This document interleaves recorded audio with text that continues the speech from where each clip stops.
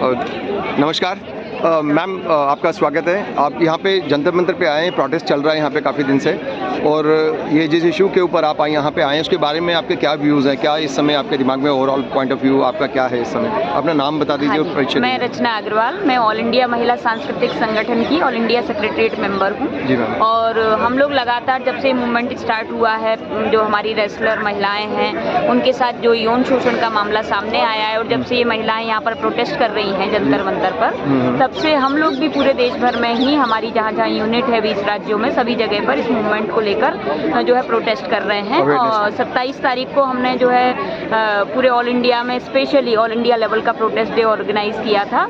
और अभी हमने जो है कल और आज में जो है पूरे ही देश भर में सभी स्टेट के माध्यम से गवर्नर के थ्रू राष्ट्रपति को मेमोरेंडम दिया है। दिल्ली में तो हम लोग डायरेक्टली जो है प्रेसिडेंट हाउस गए थे, और अभी 2 घंटे पहले ही हम लोग वहाँ से लौटे हैं मेमोरेंडम देकर। तो हम लोग तो लगातार इस मूवमेंट को सपोर्ट कर रहे हैं और लगातार देख रहे हैं कि किस ईमानदारी के साथ जो है इस मुद्दे को उठाया जा रहा है, और पूरी तरीके से जेन्युइन मुद्दा है। जितने सबूत सामने आ रहे हैं, और खुद जो रेसलर महिलाएं हैं खुद बयान दे रही हैं मीडिया के सामने, वो जो संगीन आरोप वो लगा रहे हैं, तो इतने खुलेआम आरोप कोई नहीं लगा सकता है मीडिया को बुलाकर जब तक कि उनमें सच्चाई ना हो।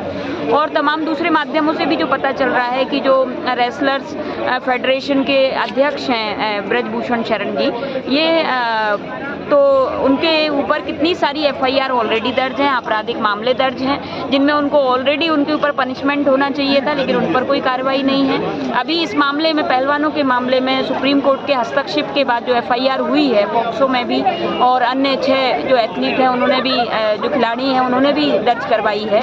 उसके बावजूद पॉक्सो में जबकि तुरंत गिरफ्तारी होती है, उनकी अभी तक गिरफ्तारी नहीं हुई है ब्रजभूषण शरण की। तो ये जो समझ में आ रहा है कि सरकार प्रशासन सभी ढीला ढाला रवैया अख्तियार किए हुए हैं, और सबसे बड़ी वजह है क्योंकि वो जो सत्ताधारी पार्टी है भाजपा, उसके सांसद हैं गोंडा से, यूपी से, और पिछली 6 बार से सांसद हैं और बाहुबली नेता माने जाते हैं, और उनकी बड़ी साख है ऐसा माना जाता है, यानी कि दबदबा है। और भाजपा कहीं ना कहीं उससे दब भी रही है और उसको अवॉइड कर रही है। और दूसरी तरफ हमने जो भाजपा का चरित्र देखा है पिछले कई मामलों में, चाहे वो कुलदीप सेंगर का मामला हो, अंकिता भंडारी का मामला हो, किरण नेगी का मामला हो, या फिर चिन्मयानंद का मामला हो, सभी मामलों में, तो अभी बिल्किस बानो के मामले में उन्होंने जो है अपराधियों को रिहा कर दिया। वो सब भी भाजपा के लोग थे और उनको मालाएं पहनाई गई, वीडियो सर्कुलेट किए गए। तो ये सब रवैया हमें लगातार दिखा रहा है कि भाजपा जो है फ्यूडल मानसिकता की पार्टी है, जो महिलाओं को जो है उसी नजरिए से देखती है, और इसलिए वो इसमें बहुत ज्यादा बुराई फील नहीं करती है कि तो महिलाओं को इस तरह यूज किया जाता है। कोर्ट ने रिहा कर दिया था वो,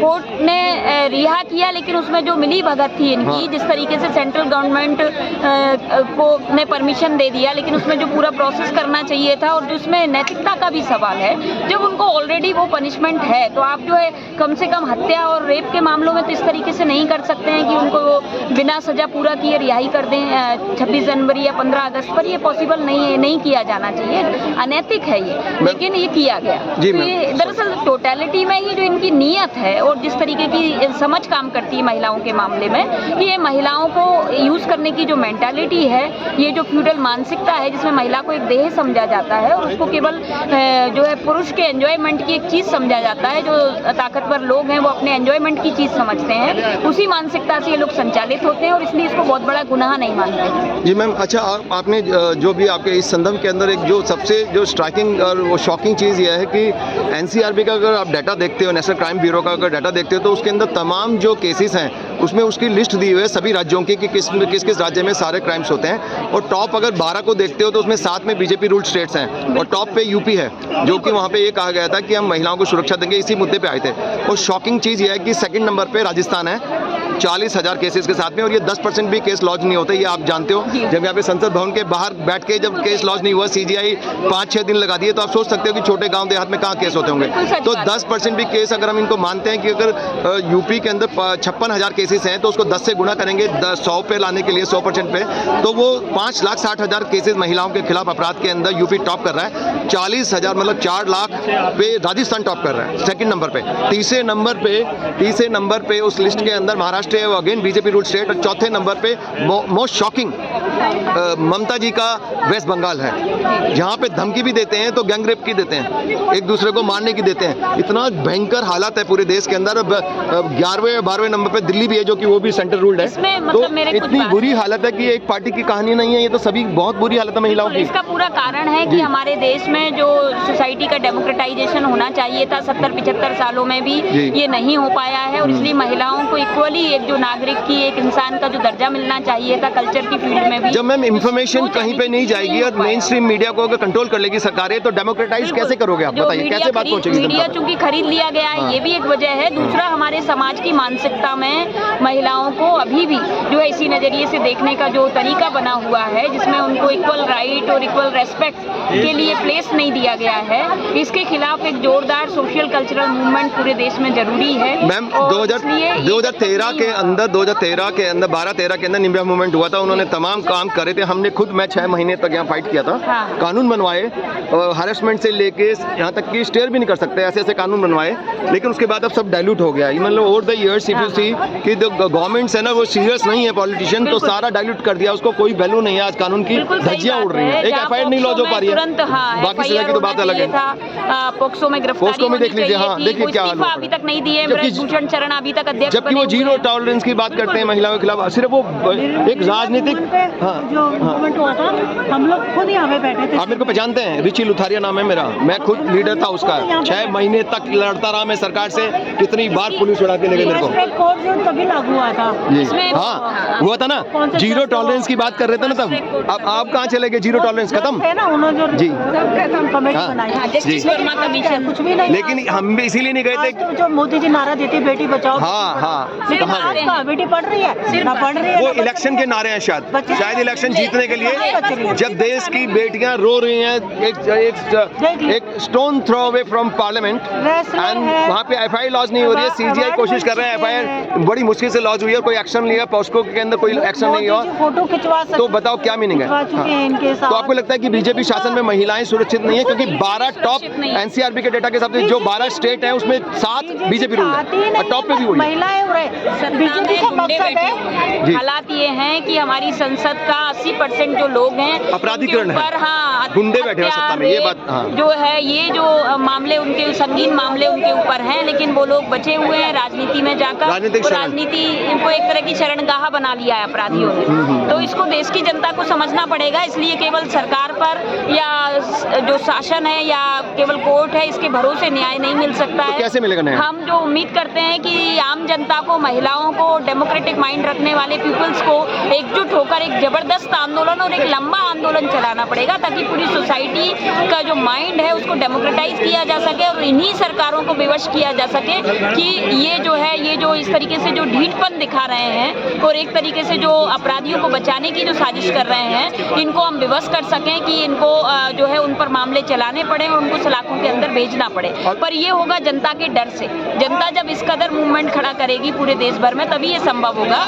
आज इतना बड़ा मसला है, लेकिन जनता को जिस पैमाने पर निकलना चाहिए सड़कों पर, हम देख रहे हैं कि अलग अलग शहरों में उस पैमाने पर लोग नहीं निकले हैं। मैम लेकिन 2 महीने से मैं यहाँ पे अकेला प्रोटेस्ट करता रहा, मेरे को इजाज़त नहीं दी। मैं यही मुद्दे उठा रहा था, नेशनल क्राइम ब्यूरो का डाटा उठा रहा था कि ये क्या क्या हो रहा है पूरे देश में, बहुत बुरी हालत है। मैं पूरी लिस्ट लेके आता था।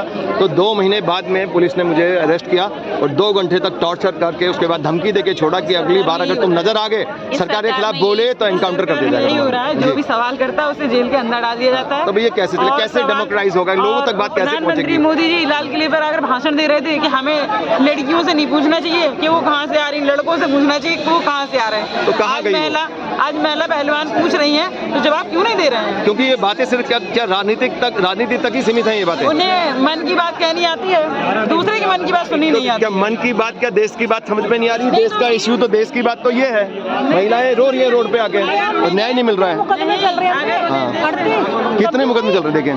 पूरा, बल्कि इन्होंने हिम्मत करी है, हाँ। नहीं तो कोई नाम ही आज नहीं के समय में जिस तरह से लोग विरोध करने पर जेल में डाल दे रहे हैं, ये बहुत बड़ी हिम्मत है कि इन लोगों ने आवाज उठाई। आज के समय में कितनी लड़कियां हैं, कितनी लड़कियां हैं, यही सब देखती हैं कि इतने बड़ी पहलवान जो सर्वाइव सर्वाइव कर रही हैं, उन्हें न्याय नहीं मिल रहा तो हमें कैसे मिलेगा? हाँ, आम जनता को कैसे मिलेगा? मैसेज आएगा बहुत बड़ा कि सवाल है ये इतनी बड़ी तो आज आपको लगता है कि जिस हिसाब से एनसीआरबी का जो एक्चुअल डाटा दे वो सच्चाई दिखती है उसके अंदर की, लगता है कि महिलाओं की स्थिति महिलाओं का शोषण बीजेपी राज में सुरक्षित है कि नहीं है? महिलाओं का शोषण करना भारत में वो बात बहुत आम समझते हैं, इसीलिए तो हर घर में हर गांव में तो प्रॉब्लम है कहाँ? माइंडसेट में है, सोसाइटी में है या किस चीज में है? सकारात्मक जो सोच है तो उसको कैसे बदला जाएगा? उसको सिर्फ इसीलिए बदलेगा महिलाएं शिक्षित होंगी और इस तरह आवाज उठाएंगी और शासन प्रशासन की नियत को समझकर उसे बदलाव करने का काम करेंगे। वो हम सब लोग मिलकर करेंगे। जिस तरह बाबा साहब ने हिंदू कोड बिल में हमें स्थान दिया, इसलिए आज हम जवाब और सवाल कर पा रहे हैं। अगर हमें वो भी नहीं मिला होता तो आज हम सवाल जवाब भी नहीं कर पाते। हमारे अधिकार हमसे छीने जा रहे हैं और हम इस तरह रोडों पे खड़े हैं, तब भी लोग समझ में नहीं आ रहा, लाइट नहीं है, पानी बरसने बैठे बारिश आ रही है, फिर भी इन्हें शर्म नहीं आ रही। मोदी जी कहाँ गए बेटियों के बारे में बोलने वाले? सबसे ज्यादा तो लग रहा था कि ऐसा देश में प्रधानमंत्री आया जो बेटियों के लिए बोल रहा है, और आज बेटियों की वो सिर्फ नारे थे, सिर्फ राजनीतिक जुल्मे थे। अरे तो जुमले थे ना, जुमले थे, हम ही ने चढ़ाया, हम ही उतारेंगे, हम ही ने चढ़ाया। तो 2024 का संदेश क्या है? 2024 का क्या संदेश है मैम? यही है ऐसे अपराधी लोगों को बिल्कुल नहीं चुना जाना चाहिए, बिल्कुल नहीं चुना जाना सत्ता में नहीं भेजना चाहिए और ऐसे अच्छे लोग तो बिल्कुल नहीं, जिन्हें तो जब राजनीतिक एक ऑल्टरनेटिव वैक्यूम है, ऐसे में कोई भी सरकार अच्छा पार्टी सही नजर नहीं आती है, जैसे कि डाटा जो एनसीआरबी का कहता है कि सारे लोग एक जैसे ही लग रहे हैं, तो उसको उसमें कैसे जनता के पास क्या ऑल्टरनेटिव क्या है? चलिए आप ये कोई बात नहीं, आप भी बोलिए मैम, एक एक करके बोल सकते हैं। दरअसल क्या है कि ये सच नहीं है, आप दोनों फ्रेम में या लोग नहीं है या वैक्यूम है। दरअसल डेमोक्रेसी का मतलब है कि कोई भी चुनाव लड़ सकता है और एक एक सीट पर जो है करीब 30-30, 40-40 कैंडिडेट खड़े होते हैं। कोई जरूरी नहीं है कि आप जो सत्ताधारी पार्टियां हैं या जो ताकतवर पार्टियां हैं आप उन्हीं को चुने, उन्हीं के कैंडिडेट को चुने। आप चुनिए आम जो आदमी को। इंडिपेंडेंट होते हैं वो इंडिपेंडेंट तो मैम, लेकिन वो बिक जाते हैं। नहीं तो थोड़े से होंगे तो बिक जाएंगे ना। अगर उन्हीं की संख्या ज्यादा होगी तो वो अपने आप को संगठित करेंगे और उनकी सरकार बनेगी। हम हमेशा क्यों भाजपा कांग्रेस की तरफ ताकते रहते हैं, जबकि वो पूरे तरीके से करप्ट हो चुके हैं, जब सबको मालूम है। लेकिन मैम जो अवेयरनेस आप लोगों की, आप एक्टिविस्ट हैं, लेकिन आम जनता की अवेयरनेस नहीं है। उन्हीं में अवेयरनेस लाने का सवाल है। ऑल इंडिया महिला सांस्कृतिक संगठन के माध्यम से हम कोशिश कर रहे हैं कि देश भर में ये अवेयरनेस जगाई जाए और इसके लिए सोशल कल्चरल मूवमेंट को संगठित कर रहे हैं। अपना नंबर दीजिए, ठीक है? बिल्कुल, थैंक यू। जी मैम, अपना नंबर दीजिए मैम, कार्ड या कुछ अच्छा कुछ किसी चीज़ पे लिख दीजिए। मैं आपके पास है तो काइंडली दीजिए। जी बताइए, ऑन है कैमरा? जी बताइए। जो आज मैं ये सोचने वाली बात है, आज हमारे देश में सांसद विधायक महिलाएं हैं, वो कहाँ सोई हुई हैं? उन्हें किस लिए जनता ने जनप्रतिनिधि बनाया है? सिर्फ सिलेंडर लेकर रोड पर बैठने के लिए बनाया गया है क्या? अब देखिए ममता जी वेस्ट बंगाल के अंदर खुद राज है उनका, महिला है, लेकिन उनके राज में जब भी इलेक्शन होता है तो उनकी पार्टी के लीडर ही जो लड़ाई करते हैं वो धमकी देते हैं, गैंग रेप की धमकी देते हैं जो दूसरी अपोजिशन पार्टी वालों को।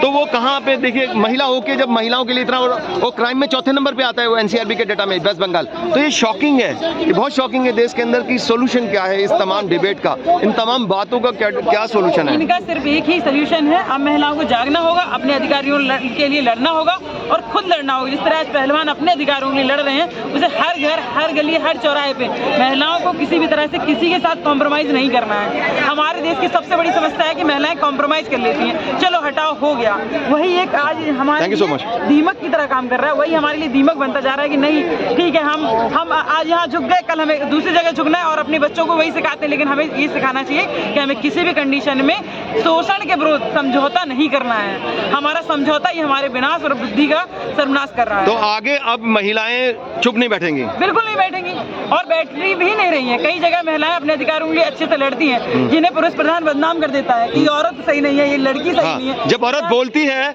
तो आदमी पचा नहीं पाता है उस चीज को, वो उसके ऊपर इल्जाम लगा के उसको दबाना चाहता है, उल्टा सीधा बोलता है, उसको चुप करना चाहता है। क्यों? को कोई भी इतने आसानी से स्वीकार नहीं कर पाता है। अगर स्वीकार कर पाते तो भारत में महिलाओं को देवी माना जाता है, किसी भी देश में ऐसा नहीं है। हमारे देश में देवियां देवता माना जाता है, इतनी सारी देवियां हैं, दुर्गा, लक्ष्मी, काली, सबसे पावरफुल तो देवी है ना, इतनी देवियां हैं। पहलवान में भी देवियां भी हैं, ये भी तो देवियां हैं। हम सब देवी तो हैं, देवता कहाँ गए हैं? क्यों अपनी कृपा दृष्टि नहीं बना रहे हैं? क्यों हमें न्याय नहीं दे रहे हैं? क्यों ब्रजभूषण को वहाँ बैठा के रखे हैं? क्यों नहीं घसीटे लाते हैं, मारते हैं? हम तो कहते हैं भारत की महिलाओं को निकलना चाहिए, चप्पल से मार के लेकर आना चाहिए। देखते हैं कौन रोकता है। और क्या इस तरह से नरसंहार जब तक इन लोगों का नहीं होगा तब तक मानेंगे नहीं, सुधरेंगे नहीं। अरे भाई हर जिले में कभी गैंग रेप, कभी कुछ कभी कुछ, ये तो ये प्रीणन का मामला है। इससे भी खतरनाक घटना है हमारे देश में। सूटकेस में लड़कियों को सूट के काट काट के फ्रिज में रखा जा रहा है, पॉलीथीन में रखते हैं, फ्रिज में रख देते हैं, ग्राइंडर में पीसा जा रहा है। तब कब बोलेंगे महिलाएं इस देश के अंदर? आप विदेश में कैसे नजर मिला पाएंगे? बिल्कुल। कैसे फॉरेन में जाएंगे, कैसे नजर मिलाएंगे कि हम अपनी महिलाओं की रक्षा नहीं करते हैं? वो गलियों में घूम रही हैं न्याय मांगने के लिए। बताइए न्यायपालिका क्या कर रही है, जज क्या कर रहे हैं, वकील क्या कर रहे हैं, पुलिस क्या कर रही है? बताइए ऐसे अपराधी को कि हमें पकड़ने का बिल्कुल अधिकार नहीं है क्या? बताइए। सही बात है। सारी चीजें जो हो रही हैं जो एकदम अनैतिक है और नैतिकता के साथ करनी चाहिए। अब महिलाएं रोड पर आ चुकी है। ये देखिए 12 से तब भी महिलाओं की संख्या, क्योंकि हर एक महिला शोषण को जानती है, शोषण क्या होता है। किसी न किसी कारण, किसी न किसी स्थिति में हमारा शोषण होता रहा है और होता रहेगा अगर हम लोग इस तरह से नहीं रहेंगे, अवेयर नहीं रहेंगे। और महिलाओं को ये समझना चाहिए आवाज उठाना कोई गुनाह नहीं है। अगर पुरुष समाज हमारा विरोध करता है तो उसमें भी कोई दिक्कत नहीं है। हम कमाने भी सक्षम है, हम घर चलाने में हम लड़ेंगे और जीतेंगे। लड़ेंगे और जीतेंगे। थैंक यू, बहुत बहुत शुक्रिया।